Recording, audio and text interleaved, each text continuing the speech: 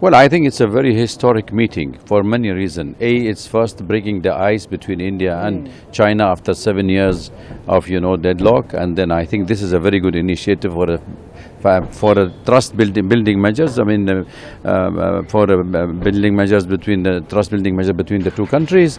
And then you are also the timing of it, which is quite important. It comes after the tariff sanctions that implemented by the American on the India and on the rest of the world, and in particularly India, the 25% plus that they have, that President Trump put on India.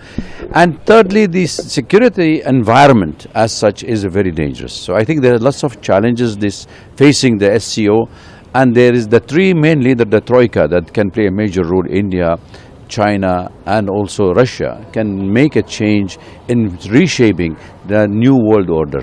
And if the three leaders really take the lead in this organization, and this is a very important platform, it can help in creating an ambience that our word we can be heard by the rest of the world. Well, I think I haven't heard it for the first time. I heard it even when we went to China with late Prime Minister Atal Bihari Vajpayee, when he went to visit China that time in 2005, and also when the Prime Minister of late Manmohan Singh also have said it, that the world can accommodate both countries. So there are the two giants of Asia, and now we all leaving the what we call the century, the Asian century. We need to generate and kind of an ambience and to rest of the world that South voices can be heard. And I think if this trust building measures can take place and can bring back the relation between India and China into its normal track, I think the two giant Asian nations can play a major role in restructuring the new world order. And I don't think this is a small task but they can take the challenge, they can lead this world, and they can let the whole world listen to what is the voice of the South has to be heard. And I think they are. Look at you are having 1/3 of the total world population is only stationed in this subcontinent and in China. If these two neighbors sit together with the economy that India is promising to be by 2030 the largest economy, third largest economy in the world, and China is already leading, and the United States is weathering out the economy, including the European Union, I think the South can be of a force to reckon with. Well, I think that the geopolitical changes, the drastic development in the world, the wars taking place, whether it is in Russia, whether it is in the West Asia, whether it's going to happen in this part of the world, we don't know. If the Asia Pacific is in danger because the United States having something to do in this part of the world, I think it's a time for the challenge facing these countries together.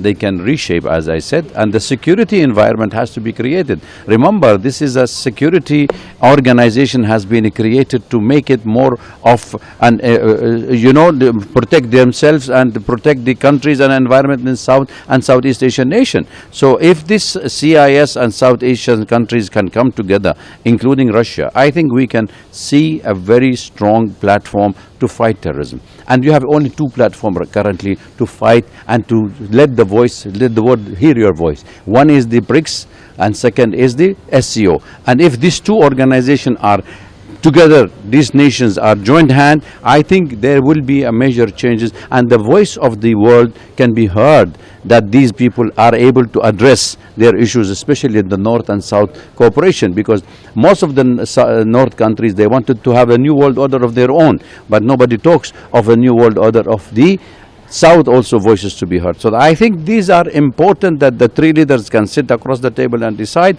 and the rest of the world can join hand, because it's a stage of de-dollarization. Stay away from the American hegemony of the dollars, bilateral relation with your common currencies, and you have also economic relation to build up with this. You cannot survive without China, nor China can survive without India. It's the two huge markets. The whole world cannot live without them, India and China. So it's a potentially strong. Use your strength for your own benefit. Look, I think the Prime Ministers of India have already made it very clear that this is not an era of war.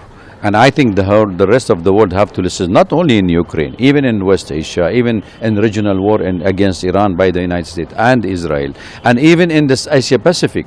It's a time where people have to prosper. You apply more sanctions and economic hardship on the people, you are threatening the global economic world again, because the world is not ready to recover from the corona. Now the world has to recover. People are feeling the heat of the sanctions, the hardship of life. So you need to create jobs jobs, you need to create opportunities, you need to make stabilities in this part of the world. It's not a time where you have to apply sanction on countries. If the American president is applying sanction on enemies and the friends, and that makes it lots of disturbance, because everybody is in a very bad, dire situation now, wanted to improve their own country. And I think India being a democracy as well, I think the Chinese also realized that Indian democracy, there is some domestic compulsion for the Prime Minister of India that he has to address his own audience, that yes, we are back into normalcy with the China, but the trust building measure has to take place, and China has to take the step forward to be proactive